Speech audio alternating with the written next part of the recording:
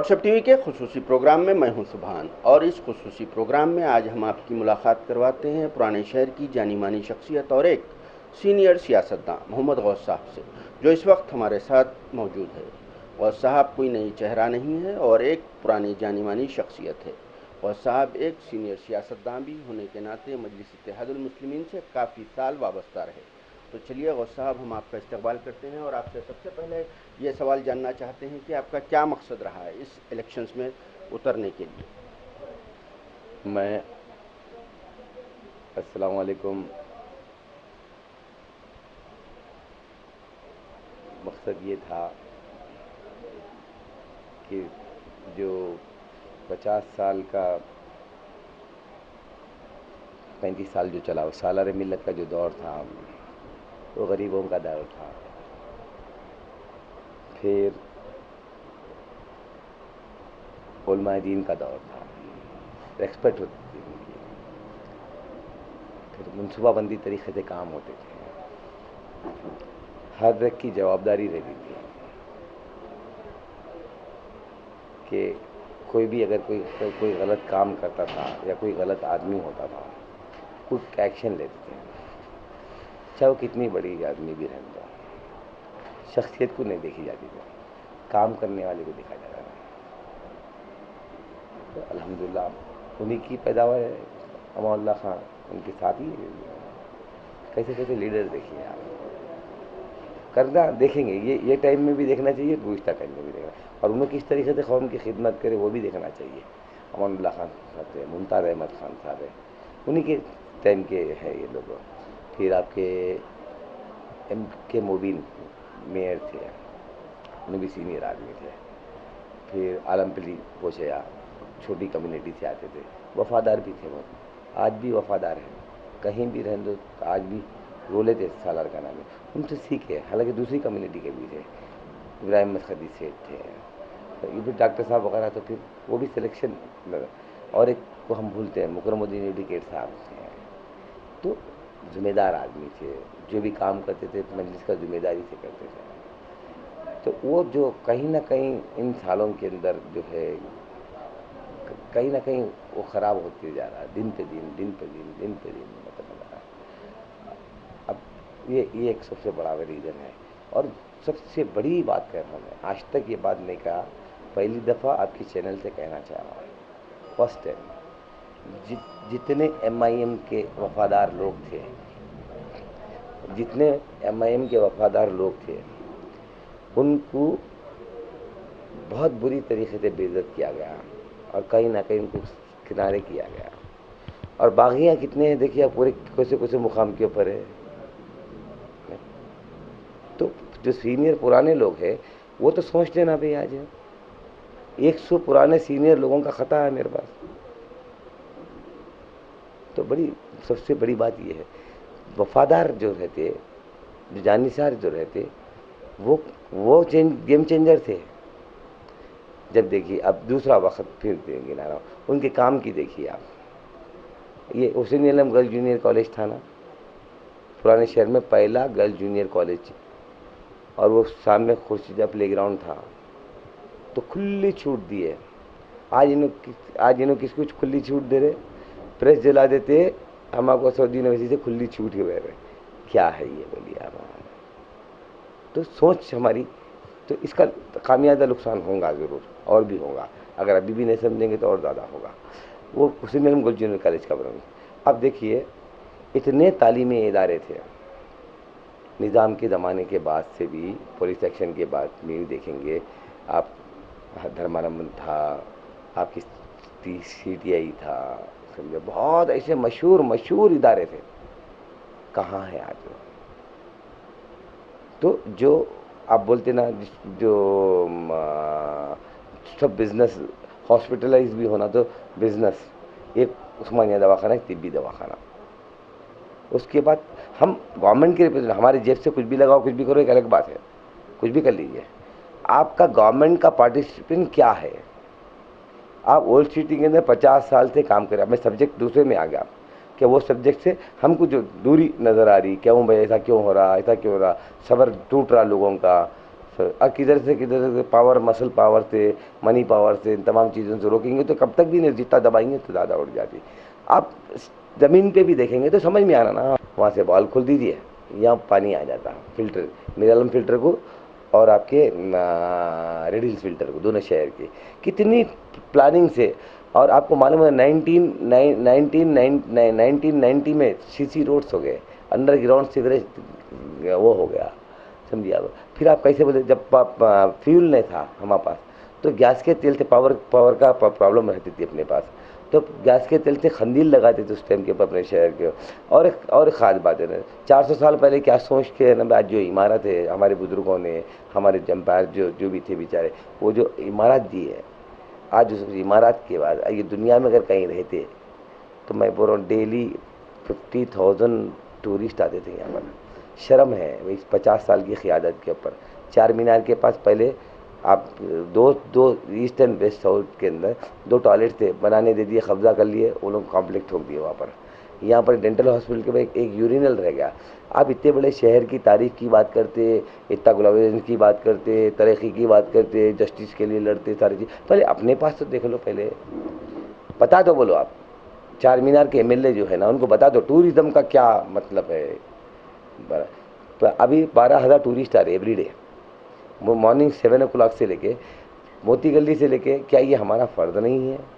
मक्का मस्जिद के अंदर नमाजियाँ वगैरह आते, और भी लोग जितने टूरिस्ट आते हैं मार्केट से, क्या वहाँ पर कोई मतलब यूरिनल्स, कोई बाथरूम्स वगैरह है? चलिए, प्रोटेक्शन जोन कब आया, आपको कौन रोक लिया 19 में? तभी तफसील में बाद में करूँगा इसके बारे में, मैं तफसील में जाऊँगा, क्यों ये मैं कोई कंट्रोवर्सी वाला वो नहीं दे रहा हूँ, कुछ बात में धमकाने वाला नहीं दे रहा हूँ, मैं ये बिल्कुल आपको हैदराबाद की तारीख क्या है बता दे रहा हूँ। 2 पानी के डैम थे अपने पास, और बाजू में सागर से इधर सब, तो बहुत सारा अच्छा ब्यूटीफुल वो था अपना पैलेसेस। आप टूरिज़्म को देखिए आज क्या क्या है, सालार जंग म्यूजियम, हाई कोर्ट, उस्मानिया दवाखाने, चार मीनार।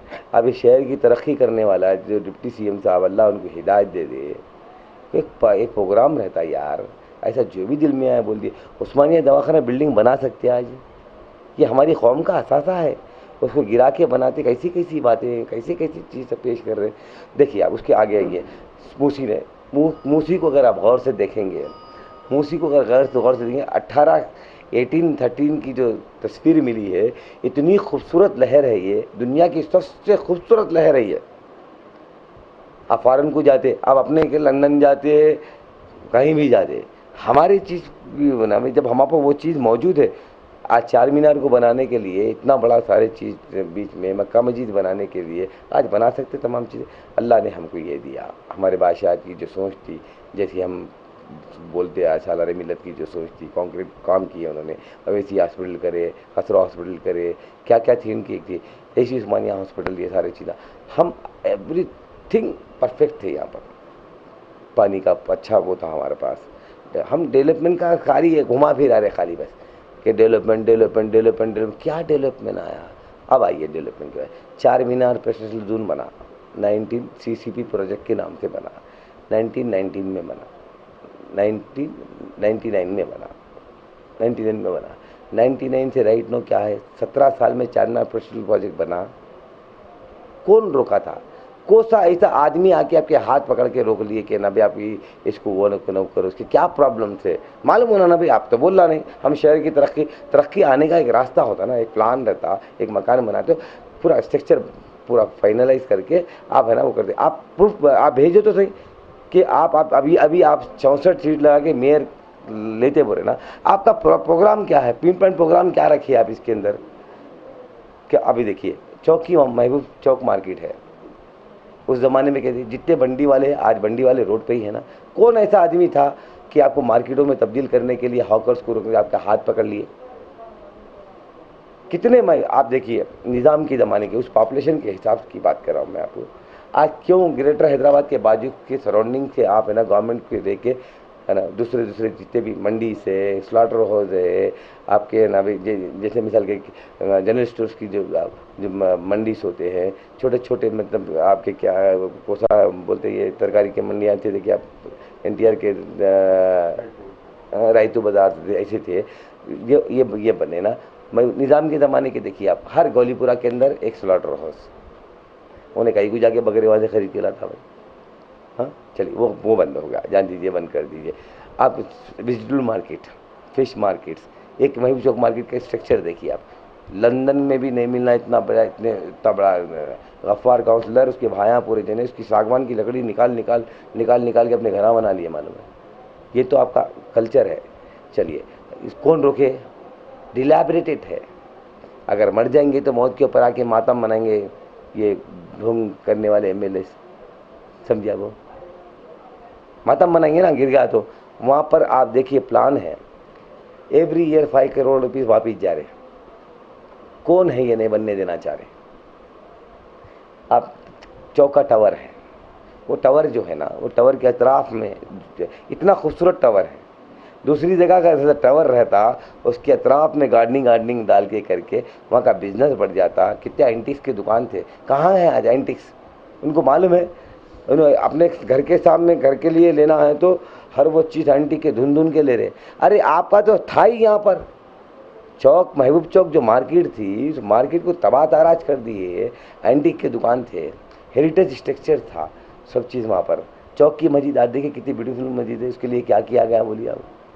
हाँ होना चाहिए ना भाई। हमारा प्रपोजल क्या ये था कि आपको किसने रोका? तमाम चीज़ें स्कूल्स आना चाहिए।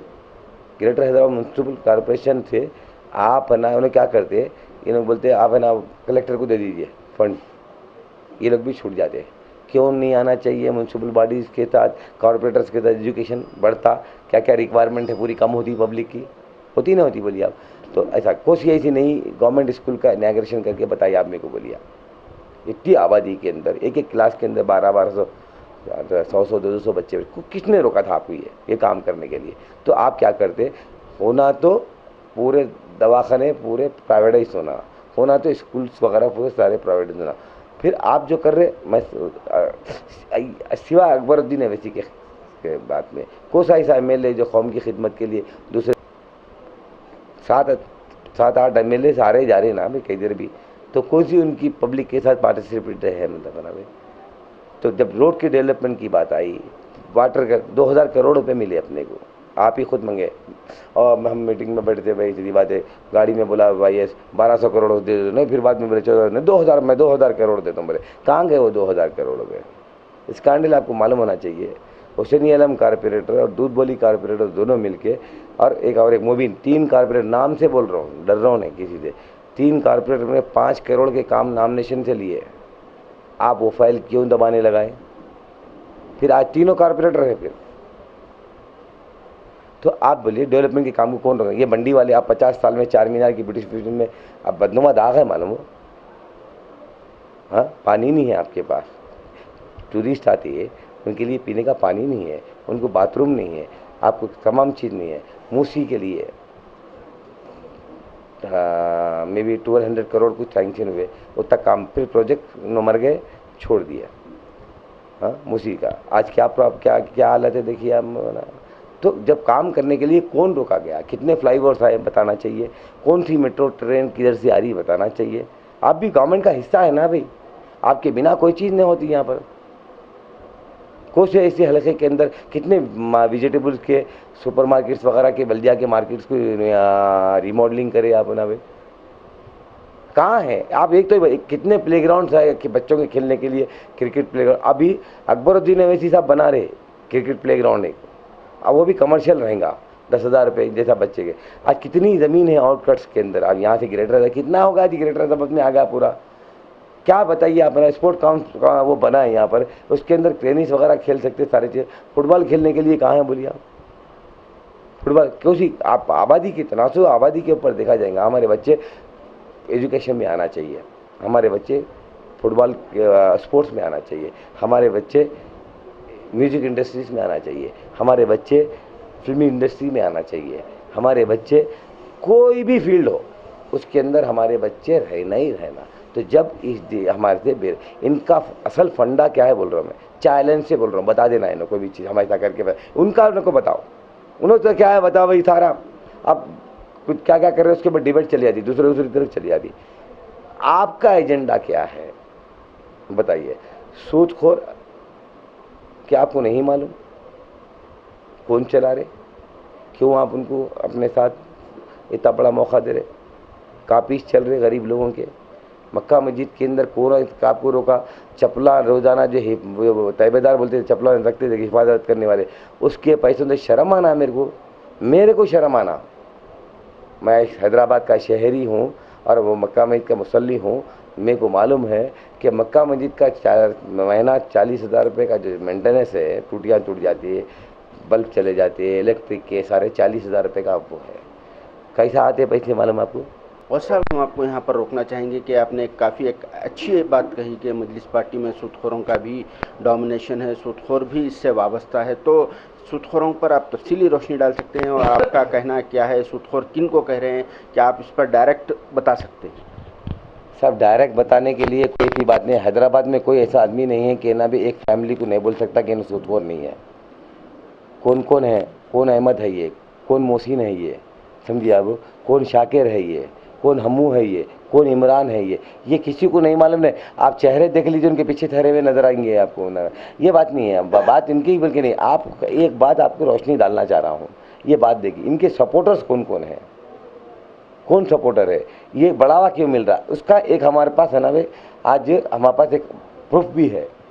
कभी आप पेपर में, आप भी जर्नलिज्म करते, सारे चीज़ करते, आप देखिए कभी तो भी पेपर में आता था ये सूदखोर जो होते, कभी इक्का दुक्का पकड़े जाते थे कहीं से तो भी, किधर से तो भी। मतलब आज क्या परसेंटेज है मालूम है? 2-3 महीने पहले गए 40 पकड़े गए, 40 में से एक हिंदू था, 39 मुसलमान थे। आप पकड़े गए तो 80 के 80 मुसलमान। तो ये कौन बढ़ावा दे रहा है? ये किसकी जिम्मेदारी है? कौन रोक रहा है इन तमाम लोगों को? पावर किसके पास है? पावर है तो किसके पास है?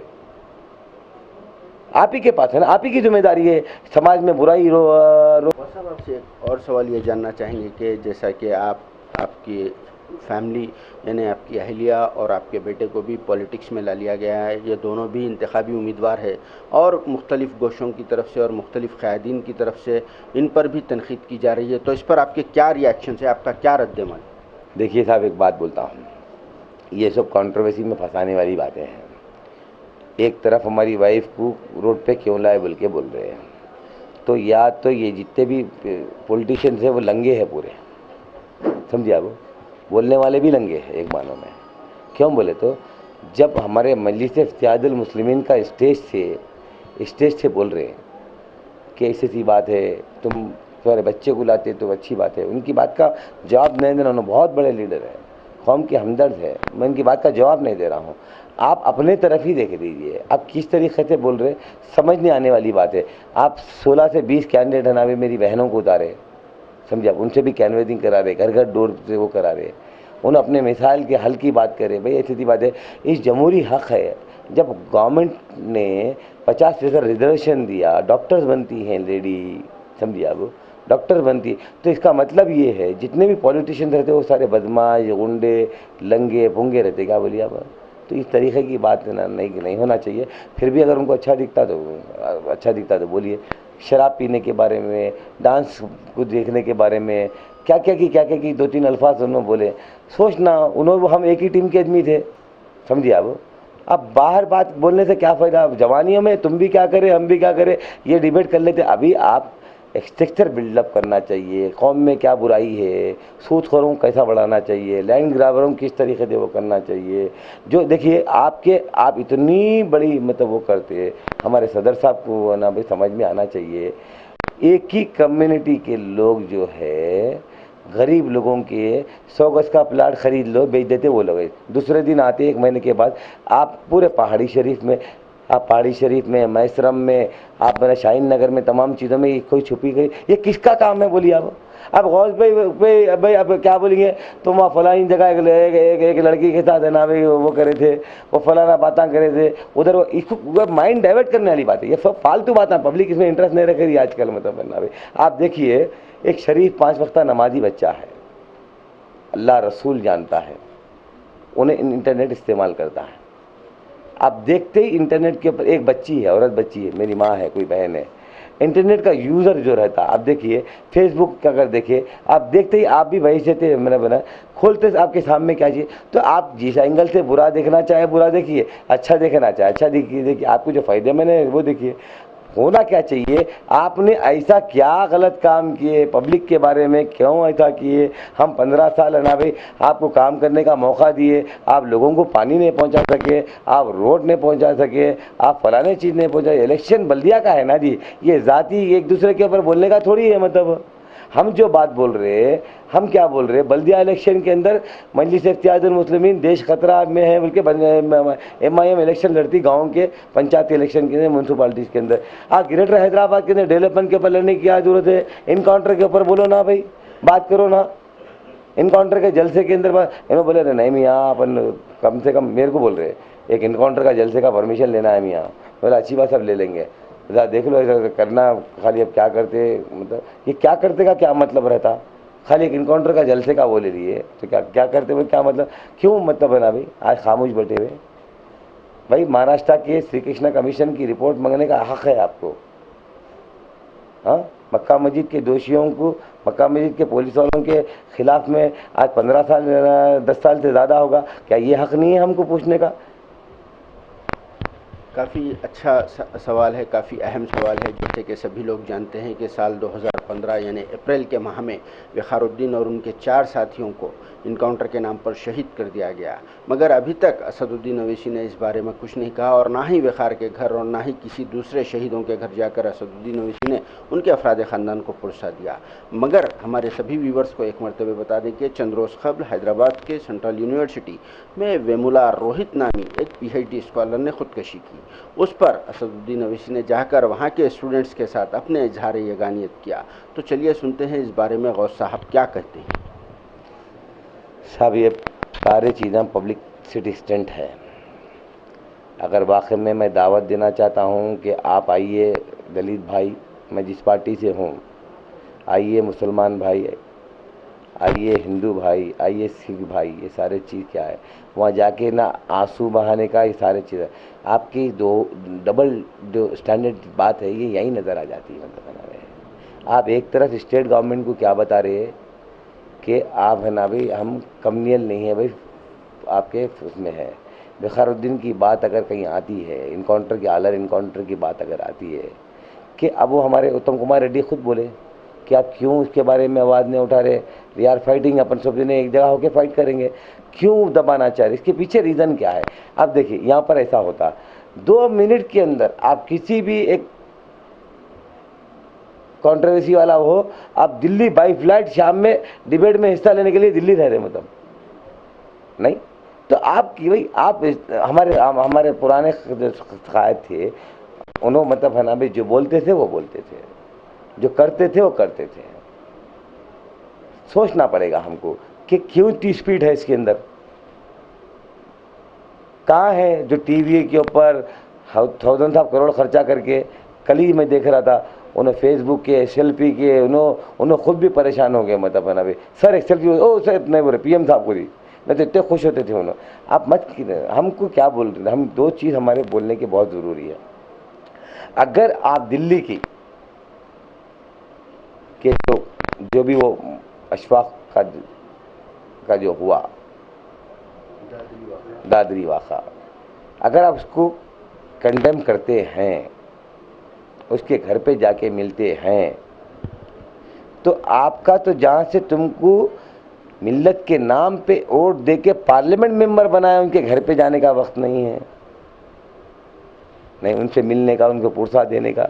तो इस पे तो क्यों सारे हिंदुस्तान में बिहार का इलेक्शन चल रहा था, जितनी कंट्रोवर्सी करते करो, मतलब है ना भाई। अब यहाँ इलेक्शन चल रहा, मुसलमान TRS से नाराज होते बोल के आप है ना भाई उनके बारे में कुछ बोलो ही मत साहब। आप यही है ना डबल स्टैंडर्ड, वहाँ एक यहाँ एक, तो क्या है ये भी पब्लिक को आना चाहिए ना भाई, खुल के आना चाहिए भाई। ऐसी बात है नहीं हमारा भाई स्टेट में अलग है वो रहेगा, सेंट्रल में अलग वो रहेगा बोल के, और अमेरिका वगैरह कहीं जाएंगे तो अलग हमारा वो रहेगा, ये है। से ये जानना चाहेंगे कि जैसा कि बार बार जलसों में यही कहते हैं असदुद्दीन अवैसी के मजलिस और असदुद्दीन अवैसी यानी वज़ीर आज़म खास करके BJP से कोई अलायंस नहीं है, तो आपका कहना यह है कि BJP से मजलिस का अलायंस है? देखिए एक बात साफ साफ, आप जर्नलिस्ट हैं, आप अंदर की बात हमारे दिल के अंदर की और आंखों में की चेहरा वो देख के पहचान लेते हो। मैं सिंपल तरीके से पूछता हूँ, एक जमात है, 50 साल हम यहाँ काम कर रहे हैं, एक मौकूफ़ इख्तियार हो गया, 50 साल लगे, कैसे पॉसिबिलिटी है कि बम्बई शहर में आपका एक मेंबर नहीं है, आप 16 असम्बली के हल्के के इंतखाबात कैसे लड़ सकते? एक पहला सवाल। शक गहरा कहाँ होता ये बोलिए आप, शक गहरा कहाँ होता कि आप ज़रा 2013 की और जब बीजेपी का कैंडिडेट अनाउंस हुआ तो आप बोले, ये बात बोले कि हम नरेंद्र मोदी को प्राइम मिनिस्टर बनने नहीं देंगे। ये वो स्टेज का जुमला था, ये अमली जुमला था। चलिए आप क्या रखते, अब हैदराबाद डेवलप करने की बात कर रहे ना, अब तक नहीं करे बोल के बोले, आप करेंगे बोल के बोल रहे। चलिए कोई बात नहीं। तो जब आप ये बात, जब इतनी बड़ी बात, इतना बड़ा मुसलमानों के इतने बड़े लीडर हैं हम, तो ये बात बोल रहे, तो आप समझना चाहिए कि अगर ये बात अगर उन्होंने बोलते हैं तो उसका कोई प्लान तो होगा, कोई रूट मैप था होगा, कोई अलाइंस बनाने की बात हुई होगी, दलितों का, पिछड़े वर्ग का, ST ST का, माइनॉरिटी का और सॉफ्ट लोग को लेके एक ऐसा महाज बनाना था कि हम है ना उनका मुकाबला करा जाए, मतलब है ना भाई। तो उस महाज का कब बात हुई, कब मीटिंग करे, आप कुछ तो भी होना चाहिए ना भाई। चलो महाज बनाना था, नहीं बना भाई उस बारे में बोल के, चलिए हो गया, रिजल्ट आ गया आपके सामने, रिजल्ट आ गया, जो भी रिजल्ट आना। अब मेरी बहुत इंपॉर्टेंट सवाल है, आप जो क्वेश्चन था, ये क्वेश्चन का इंपॉर्टेंट सवाल यही है मेरा। रिजल्ट आ गया, आने के बाद आपको महाराष्ट्र असेंबली इंतखाबात लग गए, तो उसमें क्या था, अगर कोई अच्छा सियासतदान था, मैंने हमारे सालारे मिल्लत को बोलता हूँ, अगर सालारे मिल्लत अगर सियासतदान है कि जैसी उनकी सोच रहती तो ये फ़ायदा हमको मिलता था। तो सालारे मिल्लत जब ये इतना बड़ा ह्यूज कैंपेनिंग हो गया, उनको मेजोरिटी आ गई, यूनियन गवर्नमेंट बन गई, सेंटर में गवर्नमेंट बन गई, सब बन गई। उसके बाद क्या हुआ, बीजेपी शिवसेना अगेंस्ट में लड़े, तो इसका फ़ायदा असदुद्दीन ओवैसी उठा सकते थे। वो कैसा बोलते हैं, आप फिल वक़्त मुसलमानों के रहनुमा थे। हम क्या बोले कि आप जो है ना, हम क्या बोले कि आप जो है राष्ट्रवादी से और कांग्रेस से दोनों से बात कीजिए, दोनों एक साथ होके लड़िए, कि नहीं तो महाराष्ट्र में से हुकूमत चले जाती, सारे प्रॉब्लम्स आते, बीजेपी को साथ होता। अपन जो भी लड़ना था, नांदेड़, औरंगाबाद, जो भी 1-2-3 सीट पे लड़ के अपनी मौजूदगी का वो कर लेते थे, और कांग्रेस के ऊपर और राष्ट्रवादी के ऊपर बता दे सकते कि एक मुसलमान कायदीन जो है अच्छी सलाह देकर एक सेकुलरिज्म का एक वो तामीर किया, महाराष्ट्र में गवर्नमेंट रहना भी बीजेपी की शिवसेना की बनने से रोक दी है। यही फार्मूला सारे हिंदुस्तान में चलता था। आपकी सबसे बड़ी गलती ये है, अगर गलती है कोई बात नहीं, उसका घड़ी घड़ी रिपीट हो रही गलती, तो ये दूसरी बात है। अब दूसरी बात पे आ जाता हूँ मैं आपको। बेंगलुरु के अंदर आपको मालूम होना चाहिए, अभी फिर क्या हुआ, बाई इलेक्शन लगा, 5 महीने में वो मर गए बेचारे, MLA साहब मर गए, हालात देख लिए। जब तक गाय बैल का गोश्त बंद हो गया, सारे हालात बन गए, उनका एजेंडा फिक्स हो गया। बीजेपी स्कूलों के, मदरसों के अंदर, जितने मुंबई के अंदर मदरसे चलते हैं, उन्हें क्या करना चाह रहे, सारे चीज़ आ गए। आने के बाद तो हम जाग जाना चाहिए ना भाई। उसके बाद क्या हुआ, महाराष्ट्र का चीफ मिनिस्टर कैंडिडेट आया एक, समझिए आप, राणे। अब क्या हुआ, बीजेपी शिवसेना मिल गई एक बार। अब तीनों क्या करे, कांग्रेस और उन्होंने दोनों मिल गए। अब हम 8,000 वोट लेके बैठे थे बाहर, और उन्हें हारा भी है ना, वो दोनों की वोट, वो दोनों की वोट मिलाए तो 2,000 वोट से जीता मैं। अब तो 4,000 ही लिए हम, उन्होंने हारे भी सिर्फ 2,000 वोटों से, और 2,000 प्लस रहते थे हमारे, जो हमको पहले इसके अंदर 8,000 वोट बढ़ के 16,000 चिल्लर, 27,000, 24 या 25,000 चिल्लर मिले। और उन्होंने हारे भी कितने वोटों से, देखिए आप, जब दोनों की वोटा जब मिलाए, इनके दोनों के वोटा मिलाए, तो 2,000 वोटों से हारा उन्होंने। तो हम तो कितने वोट ले लिए इसमें? 14,000 चिल्लर वोट लिए। तो कहाँ तक सच है ये बात बोलिए आप? क्यों इस तरीके की बात हो रही? चलिए यहाँ पर तक आई है। लास्ट म्यूनसिपल इलेक्शन में आप उनसे पूछ लिए, पढ़ के आने दो, कुछ भी आए तो एक अलग बात है। 100 सीट बीजेपी ली, 160 के में बीजेपी बल्दिया इलेक्शन के अंदर बेंगलुरु के अंदर 101 को सीट ली। अच्छा मौका नहीं था कांग्रेस के साथ अलाइन करने का, जब पब्लिक एमआईएम क्या वो पूरे 150 सीट पे एमआईएम ले लेती? बोलिए आप। हिंदुस्तान की वोटों का जो मिजाज है, हिंदुस्तान की जो वोटों का जो मिजाज है ना, मिजाज है वो कल्चर मिजाज है। जहाँ पर 80% मुसलमान लड़ लिए तो कोई फर्क नहीं पड़ता। 80% मुसलमान अगर है, आप लड़ लिए तो कोई ना कोई मुसलमान कैंडिडेट आया था, कहीं वहाँ फर्क भी नहीं पड़ता, कुछ भी नहीं पड़ता। जब 20% मुसलमान को क्या डायरेक्शन देना है, ये आप किंग मेकर होना था, ये हमारी ख्वाहिश थी। यूपीए के 10 साल का जो पोजीशन था, देखिए आप, वेरी गुड। सारी दुनिया से आवाज आने लगी कि हाँ भाई ऐसी बिल्कुल ऐसी तब्दीली क्या हो गई, बिल्कुल ये एक उसका वो है।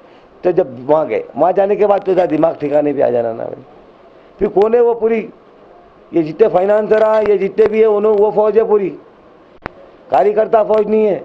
वहाँ 2 केंद्र है, एक कार्यकर्ता है एक जगह के ऊपर, एक जगह के ऊपर पूरे बिल्डर्स, पूरे फाइनेंसर, पूरे फलाने लोग हैं एडवाइस देने वाले। वो टीम गई। हम बोल रहे बेंगलुरु में क्या हुआ, क्या हुआ, क्या होता बेंगलुरु में? आप ही बोलिए, क्या रिजल्ट लाया? गद्दार होके लाया। लोग बोले भाई ये निज़ाम जैसा था वैसे गद्दार है लोग। क्या सर्टिफिकेट तमगा में? हम जब भी तो समझना चाहिए। नहीं, एक अच्छे फैसले की भी बात करें हमें यहाँ से इसमें आना चाहिए। वो पीरियड, टाइम पीरियड क्या, क्यों ट्रेंड बदला, वो ज़रा बताना बहुत इम्पोर्टेंट है। जब वहाँ से हार के आ गए, बिहार के अंदर जब आप कैंपेनिंग कर रहे हैं, सारे नेशनल टीवीज़ बोल रहे हैं कि इन्होंने जाने के बाद इनके मुंह के ऊपर भी बोल रहे हैं कि आप वोट काटने के लिए आए, प्लीज़ है ना भी आप मत करो। उसके बाद क्या लेके आए वहाँ से आप? क्या सीमांचल का प्लान था आपके पास? आपदा के साल में 2 खत इफेक्टेड एरिया है वो, तो उसके लिए कम से कम जो 50-60 साल में कांग्रेस नहीं कर सक रही, नीतीश नहीं कर सक रही, बीजेपी नहीं कर सक रही, उसके अंदर आपके पास कोई ना ठोस प्रोग्राम तो प्लान तो होगा ना भाई, बना सो। आपका सदर 2 दिन पहले वो तब आप कैसा बोल सकते कि ऐसी बात है कि हम मजबूती से वो करने कैसे गए? जैसा कि आपने कहा कि सीमांचल बिहार और उत्तर प्रदेश की भी अगर बात की जाए तो वहाँ पर भी जिस तरह से बिहार के सीमांचल में असदुद्दीन ओवैसी ने अपने कैंडिडेट्स का ऐलान किया था, वहाँ इसके अलावा साथ ही साथ यूपी से भी इलेक्शन लड़ने का ऐलान किया था, तो इस बारे में आप क्या कहते हैं? और एक साफ बोलना, अपनी बात बीच में से छूट गई, ये बात अगर आप कोट नहीं करेंगे तो बात समझ में नहीं आएगा। बीते इलेक्शन हो रहा था, बाई इलेक्शन, उन्होंने मर गया, कुछ ऐसा हुआ था, नहीं मर गया नहीं था, उन्होंने MP को रिजाइन करके MLA को रिजाइन, MP लड़ने लड़ने के बाद रिजाइन सीट खाली थी, तो नहीं बाई इलेक्शन था आगे आने के बाद नहीं असेंबली के, कन्नड़ा के असेंबली के इलेक्शन था आगे, हम 3 कारपोरेटर जीत के आए थे। और उससे पहले की भी बात बताना चाह रहा हूँ, और ये टाइमिंग जो चेंज हुई ना, वो टाइमिंग बराबर कहीं ना कहीं मतलब ना हमको इंडिकेट कर रही कि इनों संघ परिवार से कहीं ना कहीं टाई अप है। वो टाइमिंग है, वो उस टाइमिंग को उनको अगर ये इंटरव्यू उन्हें देखेंगे, सुनेंगे, तो उनको समझ में आ जाएगा कि वाकई में इसका वर्कआउट जो है ना, उन्हें वाकई में मैं इस चीज़ों से नाराज़ हूँ।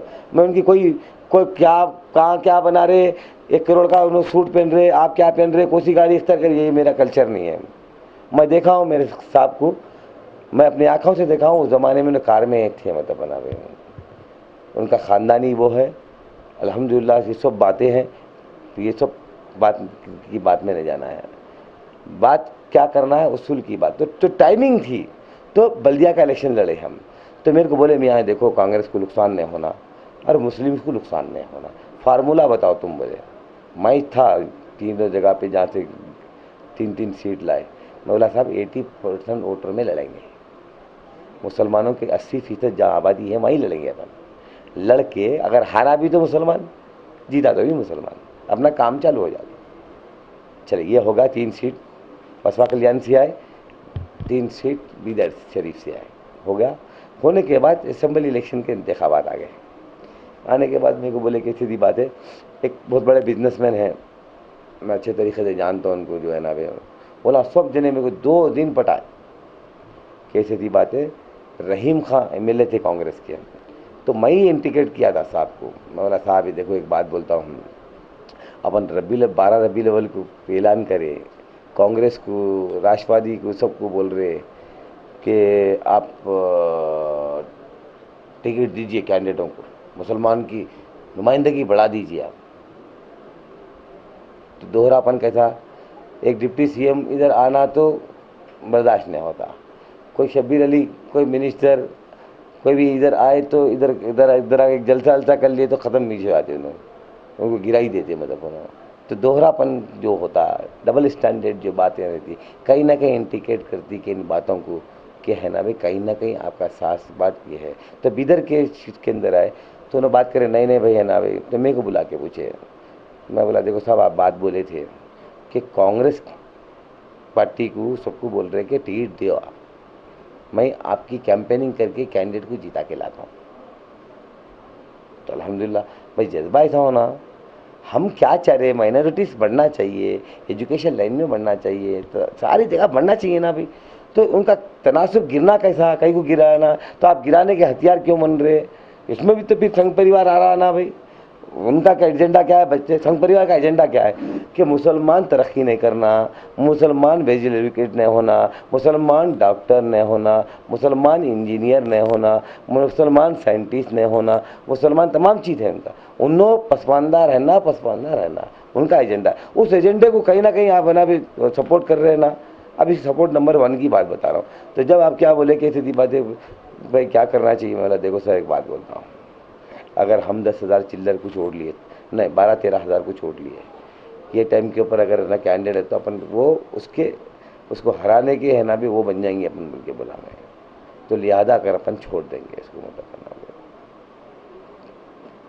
24 लाख की गाड़ी देते बोले थे जब मेरे को टिकट दिला दो तुम, क्यों तो डीसी बैंक का चेयरमैन लड़ा था बीजेपी से, कैसा भी एमआईएम को उतारो, मुस्लिम वोट का डिवाइड करो बोल के। तो जब आपकी समझदारी आई सलूट ये होना चाहिए, आप काबिलदार हैं, हम जाहिल है, हम अपने पर्चे में लिखे हम तालीम याफ्ता नहीं है, हम कुछ भी करें तो लोग बोलते रहे भाई आप पे तो सारे हिंदुस्तान की नज़र रहे, सारे मुसलमान नौजवान सब लोग आपको नज़र ताक के बैठे हुए कि भाई ऐसा बेहतरीन लीडर हमारे पास है, सलाहियत पसंद न पसंद आने, वो सलाहियतों को क्यों, तो आपके जो अतराफ असनाफ जो है ना, देखो आप वो शहबाज खां बोल के देखिए टीडीपी से आया, तो उन्होंने पार्वती कन गया, पार्वती डूब गई, उन्होंने समझिए आप, लक्ष्मी पार्वती की पार्टी चले गई, उन्हें एनटीआर कन गया, एनटीआर चले गया, उन्होंने चंद्रबाबू नायडू कन गया, चंद्रबाबू नायडू चले गए। अब ऐसे आदमियों को अगर है ना भाई आप है ना आप मौका देंगे, और एक इन्हें भी हमारा नामपल्ली एमएलए है, देखो जरा मैं गौर करके बोल रहा हूँ, ये मेरे बात नहीं है, सालार के जुमले इस्तेमाल कर रहा हूँ, मैं आपको जगाने के लिए कर रहा हूँ, आप जाग जाना, अभी भी बोल रहा हूँ। देखिए आप वो झाड़ू उतारा किसको बोलते थे, अहमद हुसैन एक एमएलए मरहूम थे, देखिए आप सालार मिल्लत के अल्फाज थे, ये वही अल्फाज इस्तेमाल कर रहा हूँ मैं आपको। क्या बोले थे उन्होंने, जिस ये झाड़ू उतारा है बोलते थे, इन्हें कांग्रेस में गया, कांग्रेस डुबा दिया, इन्हें एनटीआर कर गया, एनटीआर डूब गया, इन्हें एमबीटी में गया, एमबीटी डूब गई। अब एमआईएम में आया, अपना क्या है बचा लेना, ये हमारी खून से सींची हुई जमात है, ख़त्म खुदा की बोल रहा हूँ, अल्लाह की ख़त्म कहा के बोल रहा हूँ, ये हमारी खून से मेरे क़ायद की रातों की नींद कुर्बानी तमाम चीज़ों की रोक करके नबे जमात को सींची गई जो जमात है ये, इसको बिखर से देखना हम नहीं देखना, मगर हमारे को जो अंदाज़ा आ रहा, अब मजबूर है भाई, हम करना क्या बोलिए, अब आप हमारे को छोड़ देंगे, आप निकाल देंगे, हमारे पास जो मुलाजिमत करे, हमारे पास जो गिड़गिड़ा है उनको हमारे सामने ठहरा देंगे, हमारे ऊपर ठहर के पेशाब करें, तो लाजिम हम कहीं ना कहीं अपना रास्ता देखना पड़ेगा ना भाई। आप बुनियादी तौर पे मेरे को बहुत बता दीजिए, जो डिसीजन बीदर का था वो ना काबिल सताइश था, इतनी 100 बार सलूट करे तो कि जज्बा जो था नबे मुसलमान कैंडिडेट ने हारना चाहिए। चलिए अब आगे, अब बम्बई के अंदर 4-7 मुसलमान कैंडिडेट हारे, तो कौन जिम्मेदार है इन तमाम चीज़ों का, बेंगलुरु के अंदर आप अंदाजा कीजिए, 7 कैंडिडेटों को मुसलमान कैंडिडेटों को हराए और करीब बना पे 20 में से 13 जगह बीजेपी को जीता है। जो सिटिंग कारपोरेटर से हार के साथ बेंगलुरु के अंदर आज के पोजीशन में बोलो, हालांकि माइनस करी बीजेपी, वहां पर बीजेपी माइनस करी, 101 से 80 को आई। कांग्रेस जो है, कांग्रेस की और ना भी वो एसडीपीआई बोल के एक पार्टी है, देखिए उनकी एक सीट चले गई इनके तरफ से। तो क्यों ऐसा कैलकुलेशन है? जो अपने ही लोगों को अपन ही वार कर रहे, तो लोग को समझ में नहीं आ रहा। कुछ भी कर लो ना, कुछ होने वाला नहीं है। आप नफ्स के लीडर नहीं है, आप कुछ चला रहे लोग उर्दू। अब मैं साफ बात की तरफ भी आ जाता हूँ। अब ना भी साफ बात के बारे में बोल रहा हूँ। कोई पेपर नहीं आना, कैसे हमारे बच्चे उर्दू तालीम आता, कैसे हम मना भी पेपर में काम जाके काम करेंगे? शोभा है, दूसरा पेपर ही नहीं आना। चलिए टीवी चैनल की बात, नहीं मालूम तो क्या चीज़ है। दूसरा टीवी चैनल आने लगा, ये व्हाट्सएप वो ये कहीं को बना के आपकी बेहतरीन उर्दू की, मतलब आपके पास भी एक 25-50 बच्चे काम करते थे, 50 चैनल किस बात का है जी? अगर आपके अच्छे काम है 27 करोड़ लूटे में क्या दर बना रहे उठाएंगे। मरकज में अभी बीजेपी गवर्नमेंट फॉर्म हो चुकी है, कांग्रेस पार्टी को ज़बरदस्त तरीके से धक्का लगा, तो इस पर आप क्या कहते हैं और कांग्रेस पार्टी को किस तरह से यानी आपकी सपोर्ट का आप ऐलान करते हैं? अच्छा सवाल है आपका। आज देखिए, इंसान की नीयत और कमिटमेंट का बहुत बड़ा वो रहता है। आज बीजेपी का जो पब्लिक के जो कमिटमेंट था और फ्यूचर में कांग्रेस को जो कमिटमेंट था, कमिटमेंट करके जो कमिटमेंट पब्लिक के फुलफिल करी है, अल्हम्दुलिल्लाह। मतलब है ना भी उन्होंने आज 2 साल के अंदर भी 1 पैसे का ग्रोथ नहीं है, महंगाई के अंदर काबू नहीं है उनका, कोई भी चीज़ उनके हाथ में कंट्रोल में नहीं है। तो इसलिए कांग्रेस का आने वाला वो अच्छा है। और जगह जगह से हमको मैसेज आ रहे हैं, जैसा कि महाराष्ट्र के अंदर बल्दी इंतखाबात हो गए बहुत ज़्यादा, 19 म्यूनसिपालिटी में कुछ हुए न, या 11 में से न 13 में से 11 के ऊपर कांग्रेस का कब्जा होगा, 2 के ऊपर एनसीपी का कब्जा होगा। तो इससे साफ पब्लिक का मैसेज। आप फिर एक बार मैं ज़रा वाइस जोर से बोलना चाह रहा हूँ, पब्लिक की मिजाज को नहीं जानेंगे तो कांग्रेस का जो हाल हुआ इनका भी वही हाल होता। ये थे गौस साहब, शहर की जानी मानी शख्सियत और एक सीनियर सियासतदान, जो इस वक्त हमारे साथ व्हाट्सएप टीवी के खुसूसी प्रोग्राम में मौजूद थे। 5 फरवरी के बाद नताइज का ऐलान होगा, कौन किसको हाथ देता है और किसकी पतंग कहां तक उड़ती है। मैं सुभान, कैमरा पर्सन मुबीन के साथ व्हाट्सएप टीवी के लिए हैदराबाद से।